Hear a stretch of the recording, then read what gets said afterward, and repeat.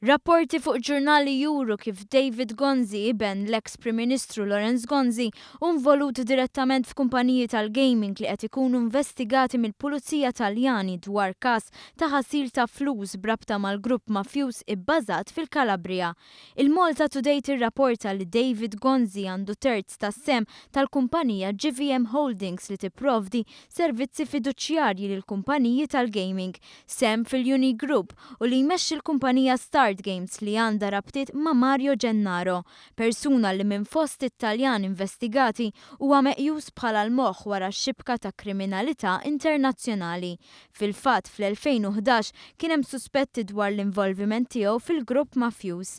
Mal-ġurnal Malta Today, David Gonzi ammetta li fl-2014 offra servizzi legali lil BetSolution4U Limited, waħda mill-kumpaniji tal-gaming investigati mill-Pulizija Taljana brabta ma' ħasil ta' flus.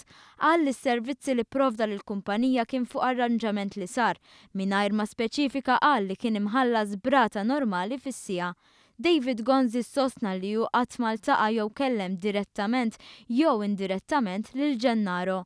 Filwaqt li jinjora l-possibilità li jinħariġlu mandat tar-arrest Ewropew dwar ir-rabtiet tiegħu mal-mafja f'kumpaniji rreġistrati Malta, qal li fil-jiem li ġejjin se jikkuntattja'u lill-Pulizija Taljana.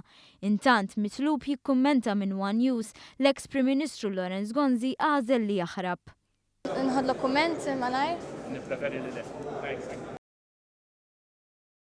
Sa dan it-tant il-ġurnal Times of Malta u Malta Today irrapportaw li l-avukati ta' 3 kumpaniji li l-liċenzji tagħhom ġew sospiżi sfidaw id-deċiżjoni li ħadet l-Awtorità Maltija tal-Gaming u sostnew li se jżommuha responsabbli f'każ li l-kumpaniji jsofru xi danni.